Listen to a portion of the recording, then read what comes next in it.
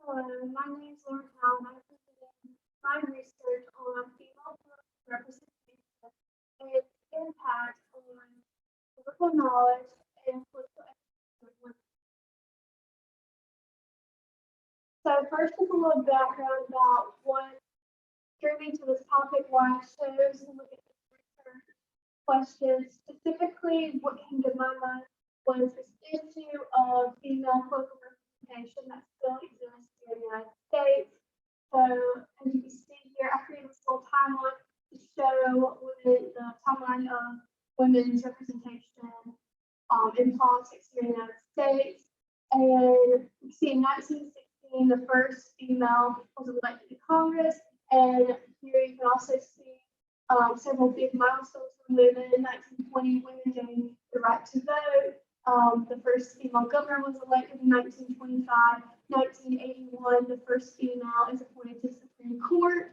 2020, we have the first female vice president of the United States, finally elected. And then lastly, we see in 2022, today, women make up just 27.1% of Congress and 31% of state executive positions. So in my research topic, I really wanted to look at this issue some more, and I really wanted to understand why those women that do serve, what sort of impact do those women have on other women? And continually, I also wanted to look at this research because it sort of builds off of my capstone presentation from last semester, which was entitled Female Congressional Representation and Impact on Midterm Voter Participation. In this research, I hypothesized that as the number of female congressional members per state increased, so would the percentage of female voter participation in these midterm elections. Specifically, in my research, I looked at the midterm election numbers for 2010, 2014, and 2018. And ultimately, my results showed that this relationship was not supported. But despite that, I still wanted to look at this topic some more and to try to understand that impact of female congressional representation. Overall, I'll say I'm really glad I did this research because it taught me a lot about female political representation and the challenges that female political participants face. Next, starting on my literature review, here's a little background. When I started reviewing the literature to look for this relationship between my independent and dependent variables, I found something interesting. Looking at older literature, so before 2000, you see that this relationship between political efficacy, political knowledge, and women's political representation was accepted and expected. But when I look at newer literature, so 2000 to present, the researchers and the results are more conflicting, with some of them saying that, yes, there is evidence to support this, and some saying, no, there's actually no evidence to support this relationship. So moving forward, looking at the background, defining political efficacy is defined as a combination of one's ability to impact the political process, and which is what we refer to as internal political efficacy, as well as beliefs about the responsiveness of one's governmental officials to hear one's concerns and one's opinions, which we refer to as external political efficacy. Next, talking about political knowledge, while we're looking at that, is we know from continued research that women tend to be less politically knowledgeable than men. This was first documented in 1960 by Campbell et al. In the American Voter, and this trend unfortunately continues to exist today. So when looking at my literature review and looking at the current existing literature, I ultimately decided to split these into two schools of thought. First, looking at one that, yes, the literature does support this relationship, and then the other school of thought being that no, literature does not support this relationship. So first started with the literature that does support this relationship. We see that women and men's gap in political knowledge is linked to the lack of women's political participation. But this gap disappears when things like political knowledge, political interest, and political efficacy in politics are accounted for. Next, some studies show that women are more politically interested in politics when they can see a viable candidate for Senate or for governor position. Next, an ANES pilot study in 1989 involved asking individuals to look at a list of world leaders and to identify them. And the results in this research showed that men were more politically knowledgeable in this sense, with women not knowing these world leaders as well. But this gender gap did decrease significantly when looking specifically at one world leader, Margaret Thatcher, who happened to be the only woman on the list.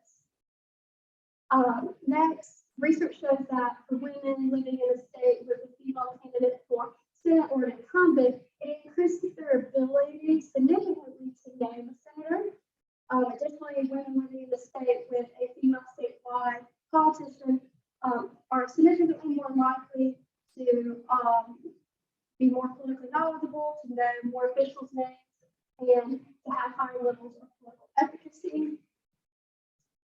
Next, women who live in states with a race for Senate that includes a female were more likely to be able to name a senator or a candidate yet again here. And then next, women's lack of political knowledge lessens when their representation in politics increases. The study of adolescents, it was found that when more female candidates run for office, the likelihood of young female adolescents to report plans to enter politics in the future increases.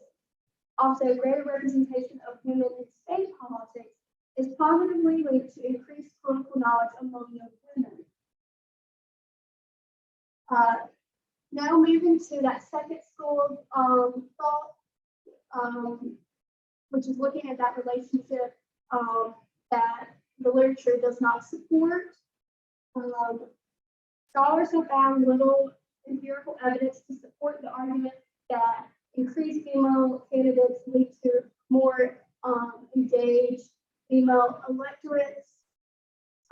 Research also suggests that there is no evidence to support a relationship between women's representation in Congress and women's political attitudes or behavior.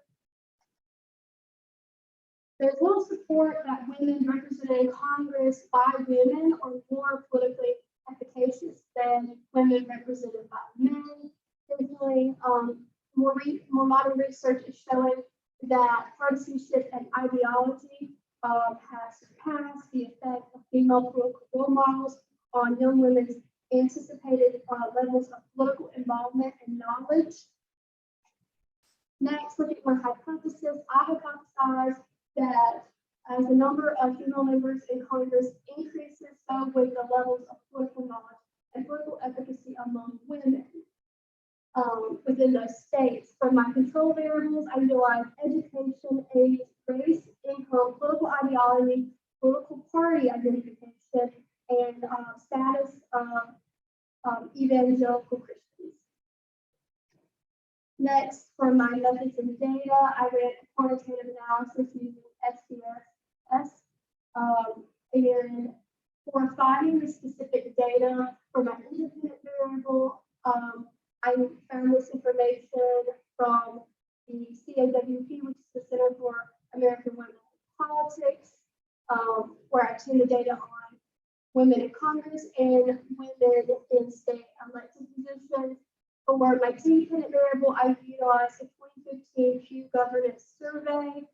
This survey was completed through a series of telephone interviews, and it included originally a sample of 6,004 individuals, and asked them numerous questions on topics such as political knowledge, political opinions, and governmental satisfaction, and more. Next, I did want to note from my methods and data, several different groups were excluded from my final analysis. Typically, because my hypothesis is looking just at women, I removed the male respondents, which brought us down to 3,047 cases, but also respondents, which was a very small number of respondents, those from DC and from Puerto Rico and so like other outside territories that weren't states. They were also removed from the analysis, but that was because information about the independent variables, so their women, the women's political participation in those places was not easily available. Next, looking at my independent variable, I chose to operationalize this in 3 different ways because I wanted to look at political representation of women in different ways. So you can see that within a total number of female candidates who ever served in Congress up until the year 2014. So through that year, which is the year before the survey was completed. And then I also included looking at the state elected positions, which was looking at candidacy, and the same looking at congressional candidates for Congress, and at that percentage there. Next, for measuring my dependent variables, political knowledge and political efficacy, I used 4 questions in total from the Pew Research governance survey. So for political knowledge, there were 2 questions that were asked relating to this topic. One that is asking which political party has a majority in the House of Representatives presently, and the other question, which political party has a majority in the Senate presently. And next, for political efficacy, there were 2 questions. One that was used to measure internal political efficacy, and one that was used to measure external political efficacy. For internal political efficacy, there was this question right here. Ordinary citizens can do a lot to influence the government in Washington if they are willing to make the effort, or there's not much ordinary citizens can do to influence the government in Washington.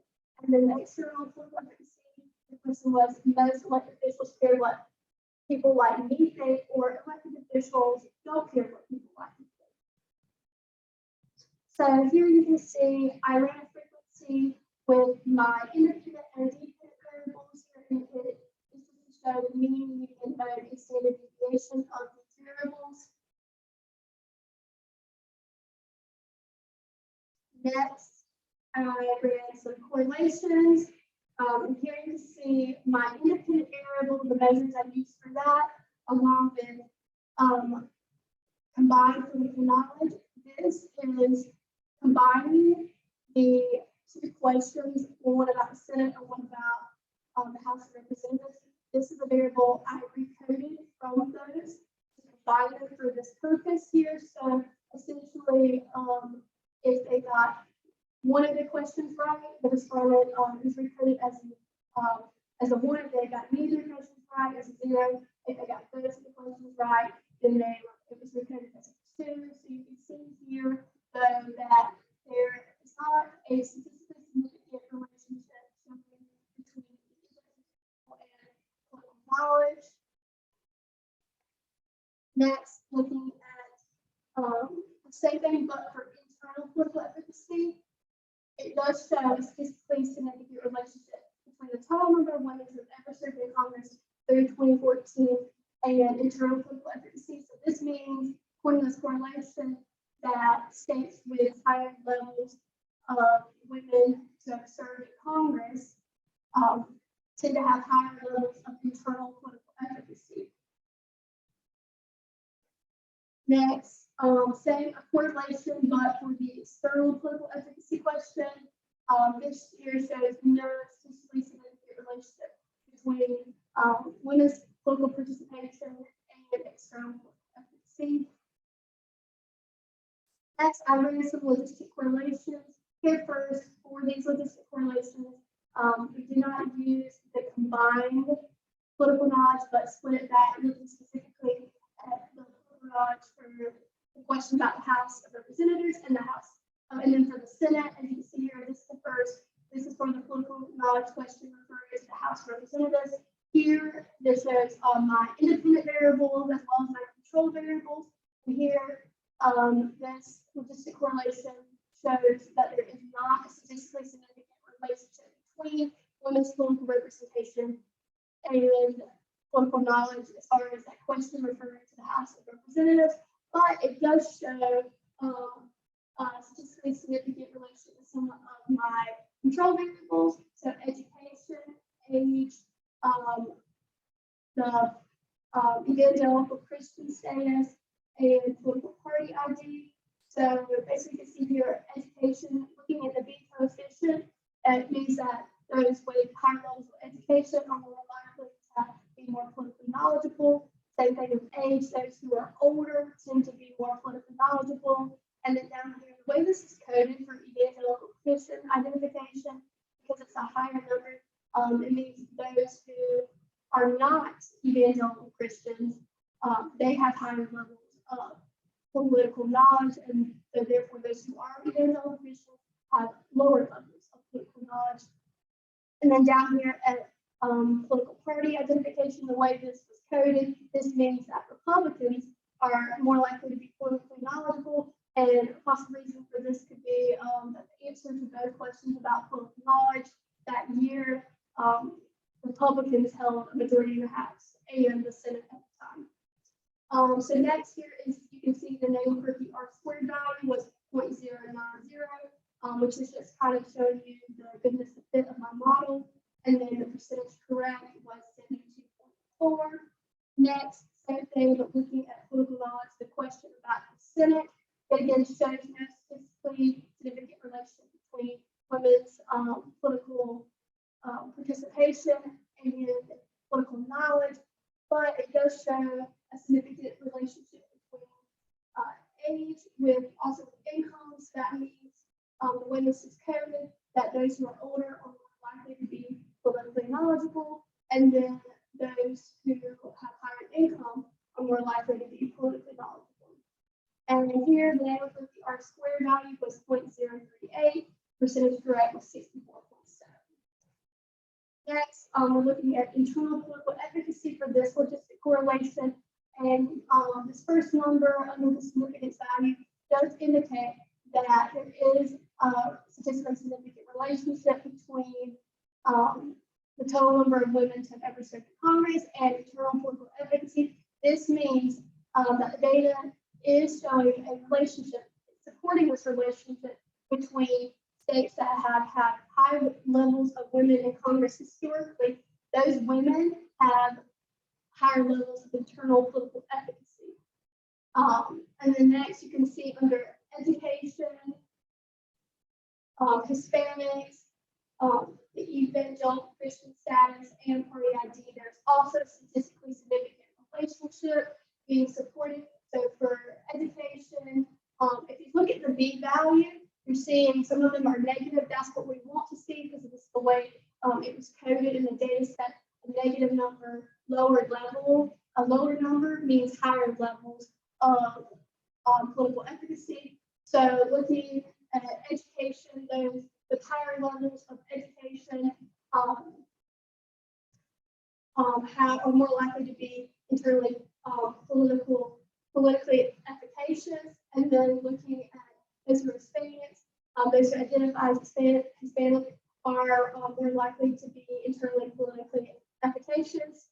And then the way this is right here for evangelical Christian identification, if it's positive, it means that those who are evangelical Christians are less likely to be internally politically efficacious.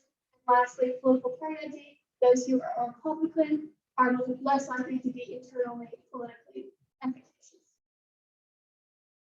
Lastly, this logistic correlation here is for external political efficacy, and it does not show a statistically significant relationship with female political representation, but it does show a correlation for age and for political party ID. So this means that those who are more educated, higher levels of education, do tend to be more externally politically efficacious. finishes, and party ID, those who are Republican tend to be less externally politically efficacious. And then lastly, my conclusion. So you can see here that based off the results of this research, only part of my hypothesis is supported, just the part that stated that female political participation does impact internal political efficacy, but it did not support a relationship with external political efficacy nor political knowledge. Next, for my conclusion, we can see that the results did show support for a statistical relationship between ID-dependent variables, political knowledge, and political efficacy with several of my control variables. So for political knowledge, to that question about the House of Representatives, we see there was support for a statistically significant relationship between that and education, age, evangelical Christian status, and party ID. And then yet again for political knowledge, but for the Senate, there is a relationship that's supported between that and age and income. For the internal political efficacy, relationship is supported for education, Hispanics, born again Christian status, and then party ID.